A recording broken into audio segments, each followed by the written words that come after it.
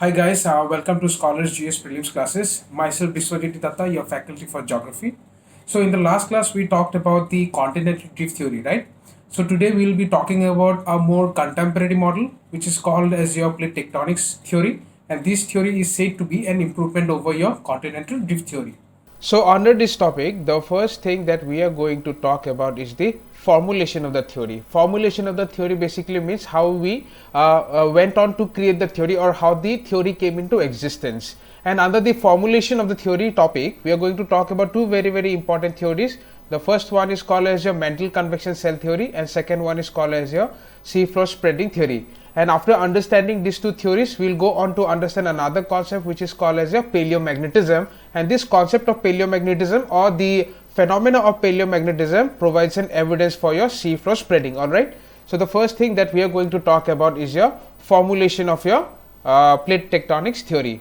Now here one very important point that you have to keep in mind. Now if you look into CDT, that is your continental drift theory, in the last class which we talked about, it was given by one person and it was a single theory, right? Now this is where the difference between CDT and plate tectonics lies. For the plate tectonics theory, if you look into the first point, it mentions that it cannot be considered as a theory per se, as it is a culmination of various concepts and ideas. So various concepts, ideas and theories, they all merged together or converged and formed a single theory which is called as a plate tectonics theory. Understood? So CDT was a single theory given by a single person, whereas plate tectonics is a culmination of various ideas, concepts and theories which were given by different people. Understood this? And these theories that I am talking about, which led to your development of the plate tectonics theory, they developed during the period between 1940s and 1960s. Understood this? So out of all these theories and concepts, there are three main important concepts that led to the formation of your plate tectonics theory. The first one is continental drift theory, which we have already talked about in the last class, given in the year of 1912. Second one is your mantle convection cell theory, and third one is your seafloor spreading theory. Fine. So we'll look into this one by one. So the first one that we are going to look into is your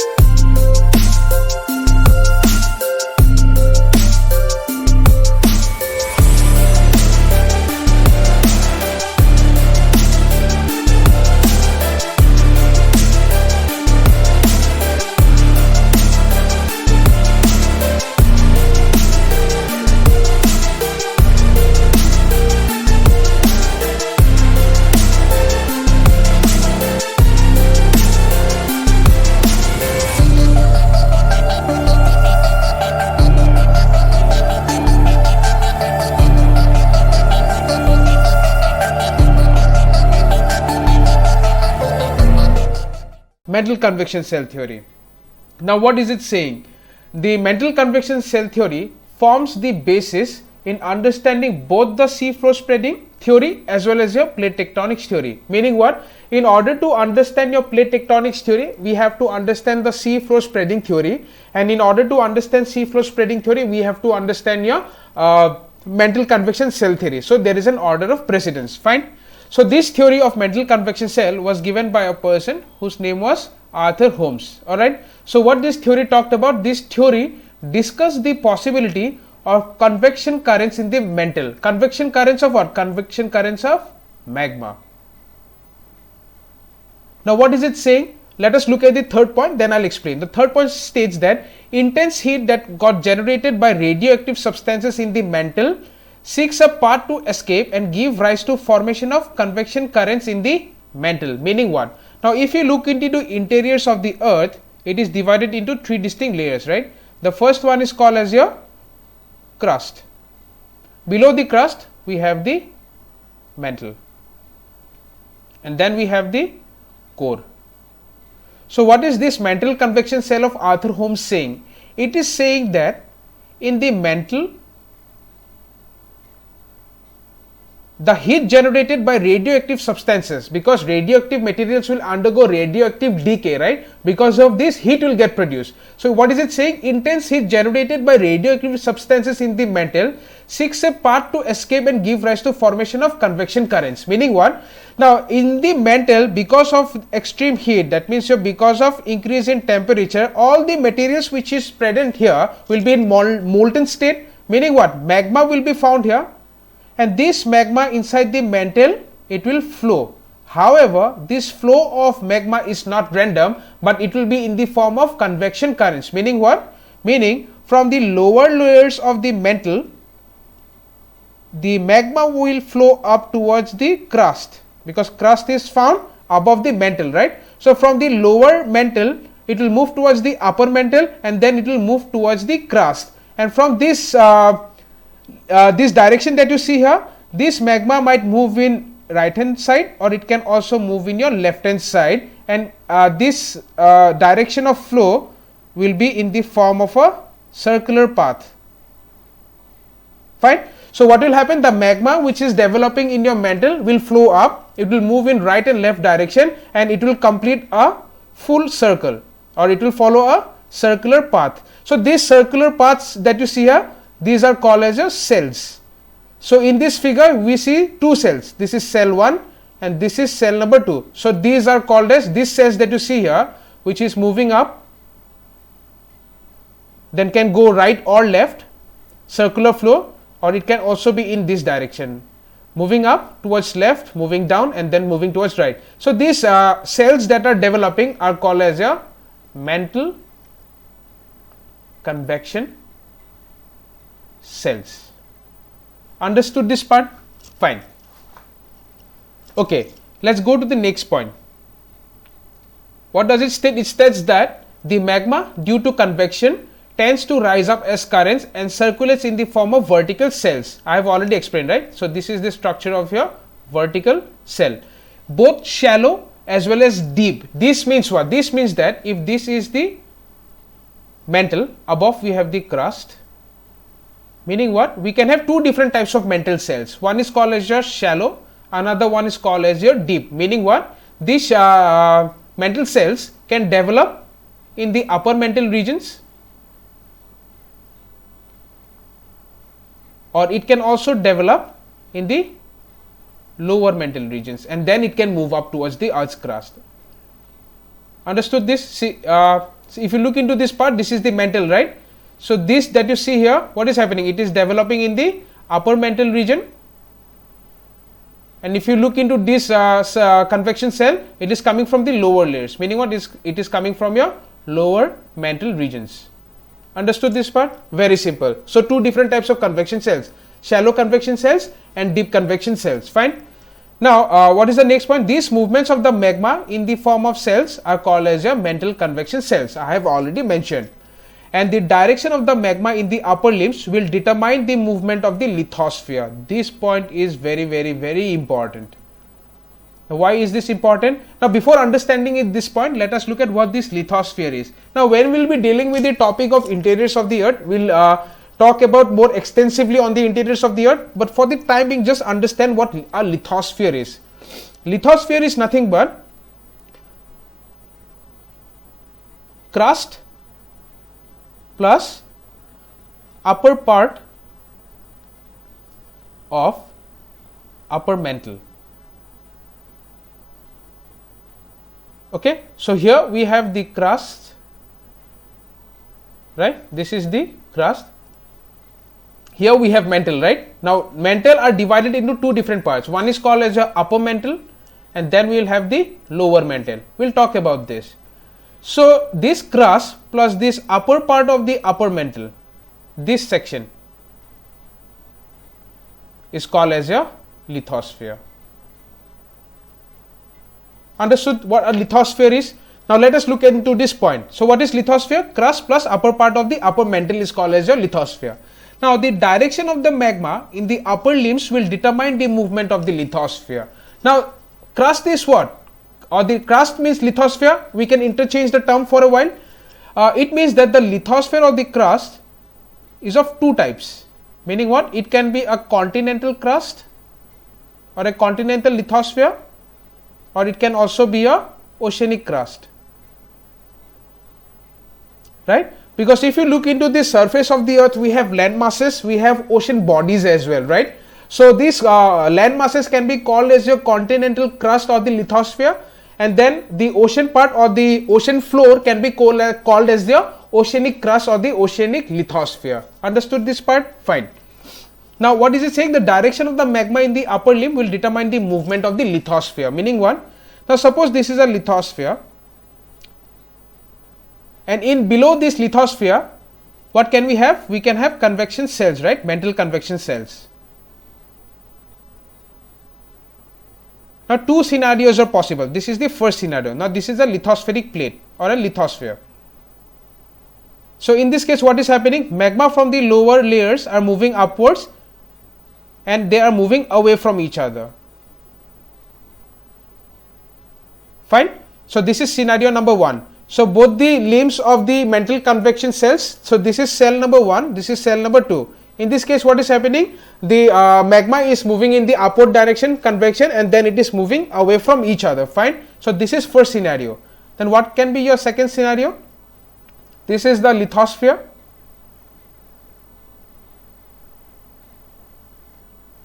Here we have presence of two different convection cells. But in this case, what is happening?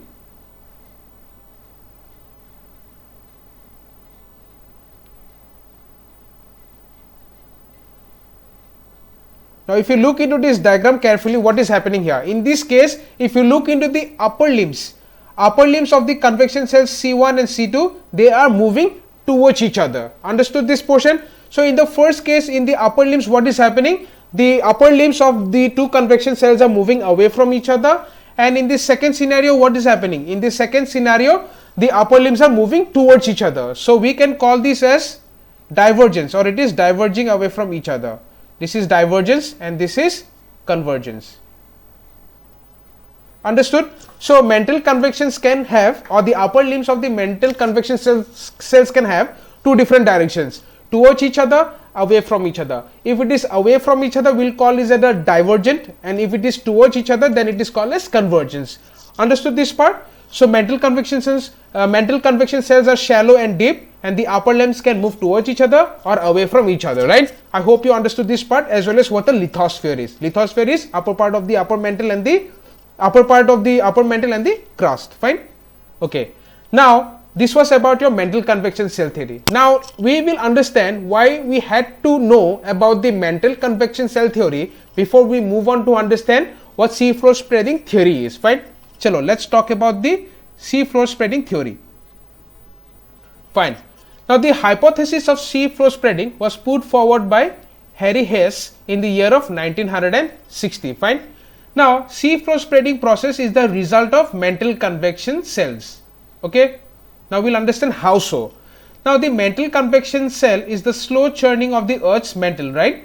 The convection currents can carry heat from the lower mantle and the core to the lithosphere, like we have seen in this diagram, right? So in this diagram, what is happening? From the mantle region, it is moving up towards your lithosphere. It is also moving out towards the lithosphere. Understood this point?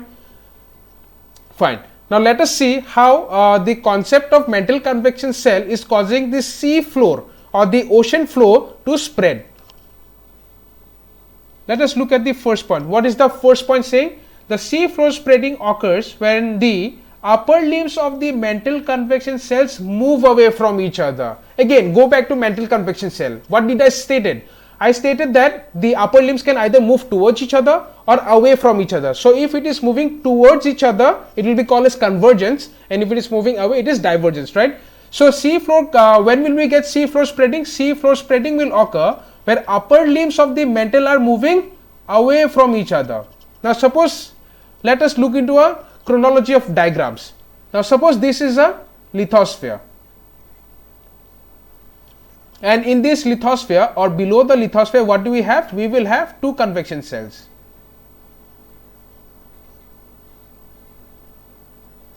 So what is happening? It is moving away from each other. In the upper limbs, the magma is moving away from each other,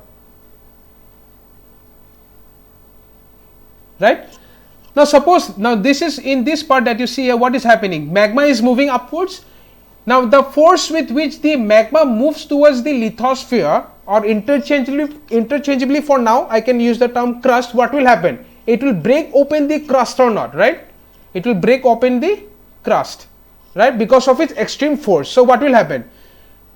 So in the chronology of diagram, what will happen now? The lithosphere will break, or the crust will break, right? And in between, what will we have? In between we will have magma flow. Understood this diagram? Let me just draw the upper limbs. Okay, this part is there, but in this case I am just showing you the upper limbs of the mantle convection cells. So what is happening in this part? In this part, the lithosphere or the crust gets broken down into two parts, C1 and C2. This is crust 1 and crust 2, and in between these two crusts, what is happening? Magma eruption is taking place or not, right? So what will happen to this magma? Now once this magma has erupted the earth's crust, it will move in both the direction because of the direction of the convection cells, right? So in the third scenario, we will see that this crust C1 and C2 are now moving away from each other because of your direction of the upper limbs of the mantle convection cells, and in between what will happen? And in between we will have magma flow in both the direction, in the left as well as in the right. So in this area, what is happening? Magma is intruding the earth's crust and it is flowing in both right direction as well as in the left direction. So in this middle portion, what do we see here? We see an elevated structure. This elevated structure, why do we have an elevated structure? Because this area is where magma intrusion is taking place. Therefore this area acts like a volcanic region, okay, and this area is called as your mid-oceanic ridges. Now why a ridge? Ridge is because it is having an elevated height, right? So basically the middle portion looks like a volcanic mountain, all right. This will have a greater height and hence this is called as a ridge, and this ridge is found where? This ridge is found in the middle, and hence it is called as a mid-oceanic ridge. So this magma that you see here, when it cools down, what will happen? Now if you know that igneous rocks, now what is the source of igneous rocks? The source of igneous rocks are nothing but magma, all right. So once the magma cools down, once the magma cools, it will result in formation of igneous rocks. So in this between C1 and C2 crust, this magma layer that you see here, once it cools down, it will form a bed of igneous rocks or not, right? Now this bed of igneous rocks will become nothing but your oceanic crust or the oceanic lithosphere. Understood this part? So this is how oceanic floors are being formed, or sea floors are formed in this way. That means what is happening? What is the source of ocean flow? The source of formation of ocean floor is nothing but the magma intrusion which is taking place on the earth's crust because of your movement of your mantle convection cells. I hope you understood this point. All right, chalo, let's look into the next point. What is the next point stating? It states then this breaks open the crust like we have discussed, forming a volcanic mountain like structure called as the mid-oceanic ridge. Now why the term mid? Because if you look, this ridge that you see here, it is symmetrical from this direction as well as from this direction, or it is equidistant from C1 as well as C2. That means it is present in the middle direction, right? And this is where since it is located in the middle portion, hence the term mid-oceanic ridge, and this is nothing but it's a source of volcanic eruption where the magma is flowing in both the direction, cooling and becoming your ocean flow or the sea flow. Understood? So through this mores, hot magma moves up due to convection and spreads in both the direction, that is in the direction of left and right as well. Upon cooling, this magma turns into igneous rock, forming or adding a new crust, and this new crust is nothing but your oceanic crust. Understood? Very, very simple, right? Okay. Now let us look into some factual data of mid-oceanic ridges. Mid-oceanic ridges are running for a total length of 75,000 kilometers. Now these blue areas that you see here, these are your oceanic ridges, okay. These are very, very important, and the largest oceanic ridge you see in the Atlantic, and it is in the form of S shape. Look at this, it is in the form of S shape. Now sometimes these ridges are so high that it can have peaks as high as 2500 meter and can rise above the sea level as well. Understood? Now see, now this is a continental crust C1, this is a continental crust C2, and in between we have the moors, right? Now these moors can rise up above the sea level as well. Suppose this is the sea level, sometimes what will happen, it will rise above the sea level, this area that you see here. So these will be islands now, right? This will be in the form of islands. So these are called as what? The source of origin of these islands are nothing but your moors. All right. For example, Iceland. Iceland is the part of mid-Atlantic ridge. Understood this part? And this point is also very, very important. These ridges form the largest mountain system on the earth. Fine. Okay. Now this is a very, very important concept. Let us ask ourselves a very important question. Now what is the question? The question is, does this mean that the sea floor will keep on spreading continuously? Because what did we say? We said that the continents C1 and C2 will keep on moving away from each other as the magma is flowing in both the direction from the moors, right? So does this necessarily mean that the ocean floor will keep on spreading? No, the answer is no. Always remember that the area or the ocean floor is always constant. Now how will it be constant if it is spreading in both the direction continuously? Because so what are moors? Moors are nothing but locations where the ocean crust is forming, or it's an area where formation of ocean crust is taking place, right? So there must also be area where the ocean floor is getting destructed, and these areas are called as trenches. Now let us look at where these trenches are found. Okay, now let me show you a diagram. This is continental crust C1, this is continental crust C2, and in between what do we have? We have the moors, right? So below the moors what did we have? We had two convection cells, right? We had two convection cells where the upper limbs were moving away from each other. Remember this. Now suppose in this continental crust C1 and C2, below these two continental crust C1 and C2, suppose we have presence of mantle convection cells. So in such a way that the upper limbs of convection cell 1 and convection cell 2 are moving towards each other. Okay, look into this diagram very, very carefully. In convection cell 1 and 2, the upper limbs are moving towards each other. And in this case what is happening? In case of 3 and 4 also, the upper limbs are moving towards each other. In case of 2 and 3, it was moving away from each other, magma intrusion, ocean flow. And in 1 and 2 what is happening? The upper limbs are moving towards each other, and in 3 and 4 they are also moving towards each other. So in this case what will happen? In this case the continents, this is the continent C1, and then we have the ocean floor here. So in this case what will happen? In this case the ocean floor and the continents are meeting or not, right? It is meeting. So if there is a convergence between C1 and C2, will it not lead to collision between the continent and the ocean floor? Yes. And because of this collision what will happen? Because of this collision, now always remember that ocean floor is much more denser. The density of ocean floor is much more denser.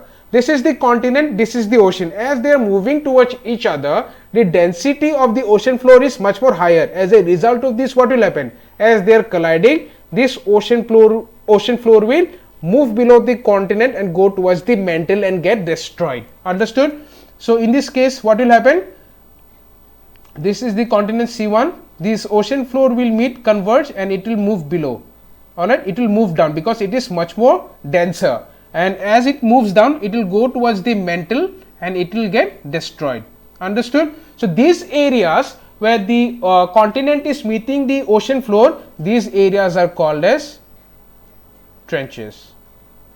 Understood? So two important concepts, moors and trenches. So what are trenches? Trenches are the locations where the continents and the ocean floor is meeting. And why are they meeting? They are meeting because the upper limbs of the convection cells are moving towards each other. Understood this point? This is very, very important. Chalo, let's look into the second point. The second point states that the ocean floor has always remained constant, because if ridges are the locations of formation of the ocean floor, trenches are the locations of ocean floor destruction. Now trenches are the locations where the upper limbs of the mantle convection cells meet. Alright, we have already looked into it. Now the ocean crust being denser will move below the continental crust, that is, it will lead to destruction of the ocean floor. So where is this destruction taking place? It is taking place in the mantle region. Alright. So the ocean floor will always remain constant because it is getting formed, it is getting destroyed as well. Fine. Now this another concept that we are going to talk about is paleomagnetism, and the concept of paleomagnetism gives us evidence of sea floor spreading. Now let us look at what paleomagnetism is. The first point states that paleomagnetism is the study of magnetic rocks and sediments to record the history of magnetic field. So what does it study? It studies rocks. Now rocks will have what? Some rocks will have magnetic minerals in them, right? Magnetic minerals. And the study of the magnetic minerals will give us an idea about the magnetic field of the earth. Alright. So let us look into the second point. It states that the magnetism of the mid-oceanic ridges, because mid-oceanic ridges are made up of what? Volcanic rocks or igneous rocks, because it is formed from magma, right? So while studying the magnetism of the igneous rocks helped scientists first identify the process of seafloor spreading in the early 20th century. Now how did it help so? Let us look into the third point. It states that we know from the records of the study preserved in the rocks that the Earth's magnetic field has flipped and reversed in the past. That means, for example, this is the North Pole and this is the South Pole, right? We are talking about the Earth's magnetic field, that is called as a geomagnetism. Now always remember that Earth will have a magnetic field and that is called as your geomagnetism, or that phenomena is called as a geomagnetism. So if Earth is having a magnetic field, will it not have a magnetic North Pole as well as a magnetic South Pole? Yes. So the current location of your geomagnetic North Pole is in this part, and the current location of the geomagnetic South Pole is in the geographic North Pole. Understood this part? So what is the first point saying? It is stating that the Earth's magnetic field has flipped and reversed, meaning what? If currently the magnetic field is in the south-north direction, meaning what? If the geomagnetic North Pole is in the south geographic north, and if the south geomagnetic pole is in your geographic North Pole, meaning what? At one point of time we also had a structure where this is the North Pole, this is the South Pole, but the geomagnetic North Pole was in this direction and geomagnetic South Pole was in this direction. That means what? In the first case, South Pole is here and North Pole is here. That means your geomagnetic South and North Pole. And in this case, what is happening? The North Pole is in the north, the South Pole is in the south. That means what? It is getting reversed, and this process will keep on happening. In one case, if there is south-north, then after a few years it will be north-south. Then if it is now north-south, then after a few years it will be south-north. That means it is getting flipped and reversed over a period of years. Alright. Now we know that from the studies that last magnetic pole shift occurred 7,81,000 years ago. Understood this part? Now how this concept of paleomagnetism, or how the study of paleomagnetism gave us idea of seafloor spreading. Now this point is very important. Let me show you a diagram. So suppose this is the mid-oceanic ridge, and here we have the mantle convection cells. So from this cell, what is happening? Magma is flowing or not, right? So this I'm drawing a 3D diagram of the ocean flow. Fine. So this is the Mars. In the Mars we will have magma, right? So this magma that is coming out will have magnetic minerals. So these magnetic minerals will take the property of the current Earth's magnetic field. Now suppose here we have the South Pole, we have the North Pole. Understood why? Because currently if you look at the the geomagnetic South Pole is in the north direction and the geomagnetic north is in your south direction. That means in the geographic South Pole. Fine. Now when we looked into the sea flow, we noticed that there are bands of symmetric rocks on both the right hand side of the Mare as well as in the left hand side of the Mare, where the polarity is changing.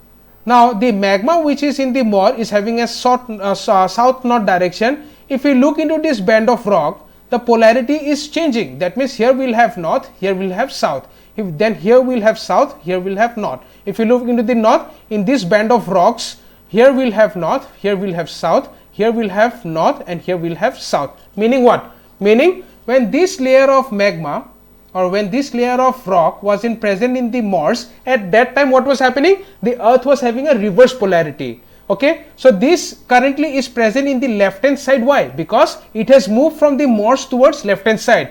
Now this area that you see here on the right hand side is having a reverse polarity compared to Morse, right?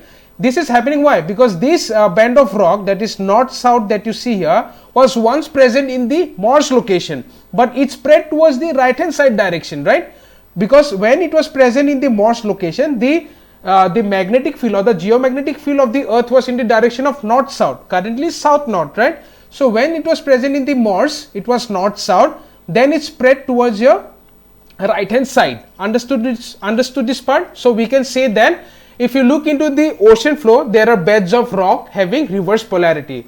For example, if we consider the Morse to be plus and plus minus, here it will be plus minus, here it will be plus minus. See, we are having bands of reverse polarities.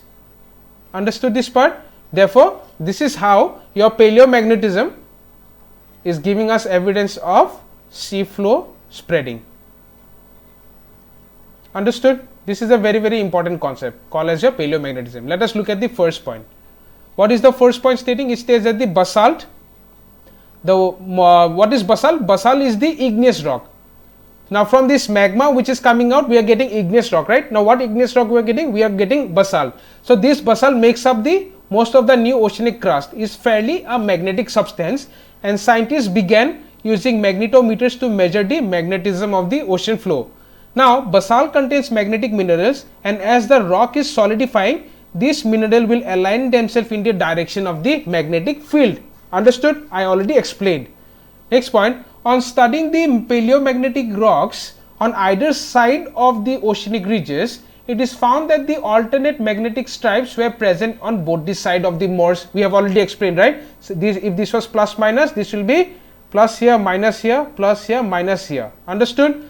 This likely occurred why? Because the magma rose from the ridges in the ocean floor, right? This is the Morse, it is rising from this area, and formed new rock recording a more recent alignment of the magnetic field, while pushing the older rock with outdated magnetic records further from the ridge. So this Morse will have polarity, or the rocks in the Morse will have polarity aligned to the current polarity of the earth, right? And as we are moving, the polarity keeps on varying, meaning what? The sea floor is spreading. Understood? Fine. Alright. Now this is the question, and after dealing with this question, we will conclude with the class. Now what is this question? The question states that which of the following are revealed by the concept of seafloor spreading? Volcanic eruptions are common along the mid-oceanic ridges.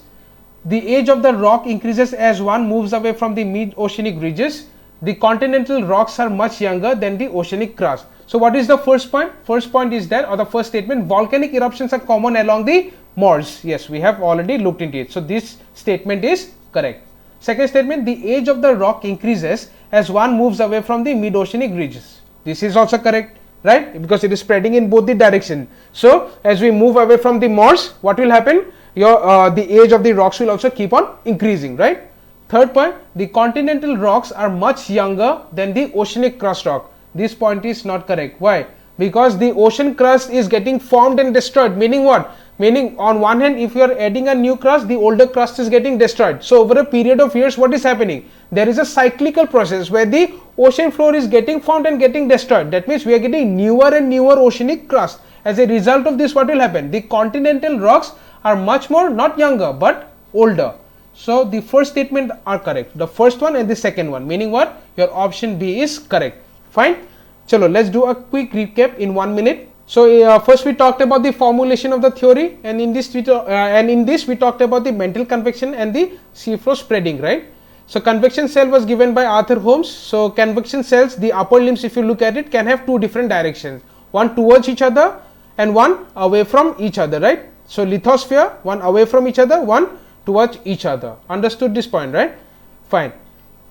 So what did we talk inside your seafloor spreading? Inside seafloor spreading, we talked about how the seafloor is spreading because of your movement of the upper limbs of the mantle convection cells moving away from each other, right? So as they are moving away from each other, what will happen? In the continental crust, we will have magmatic intrusion, and this magma will flow in both the direction. So as the magma is flowing in both the direction, this magma will cool down, resulting in formation of igneous rocks, which in turn will result in formation of your ocean floor. So what this means, what that means, your ocean floor is made up of igneous rocks. Example is basalt, right? So through this small hot magma moves up and it will spread in both the direction and we get ocean floor, right? Fine. So does this mean that the ocean floor is spreading continuously? No, because if mores are the locations where the ocean is spreading, trenches are the locations where what is happening, your ocean floor is getting destructed. In the trenches, what is happening, the mantle convection cells, the upper limbs of the mantle convection cells are moving towards each other, and the ocean floor being denser will move below and get destroyed in the mantle region. Understood? So therefore what can we say? We can say that the ocean floor is constant and not spreading all the time. Fine. Then we also talked about your paleomagnetism, which talks about studying of the rocks which are having magnetic properties. So rocks are nothing but what? Rocks will preserve the magnetic properties of the earth, that is your geomagnetism, or it will have a polarity aligned with that of your earth's magnetic field, right? So this how we get the evidence of seafloor spreading, because as we move away from the mores location, because mores will have polarity that is aligned with the current geomagnetic field, but we also see rocks along the beds of the ocean where the polarity was reversed. Meaning what? Meaning that the bed where there was a reverse polarity, it was once present in the mores location and got aligned with the magnetic field of that time. Understood? So from the mores it has moved in the right and left hand direction. Therefore we can say that paleomagnetism gives us evidence of your seafloor spreading, right? Okay, fine. So in this class, we talked about the formulation of the plate tectonic theory, and under this we talked about different theories like the mantle convection cell theory. Then we also talked about the seafloor spreading theory, and finally we also talked about the paleomagnetism and how it provides evidences for your seafloor spreading, right? So in the next class, we shall also talk about the plate tectonics theory further, where we will talk about the different plate boundary interactions as well as your different tectonic plates of the world. Fine. So stay tuned to Scholars for more such educational content.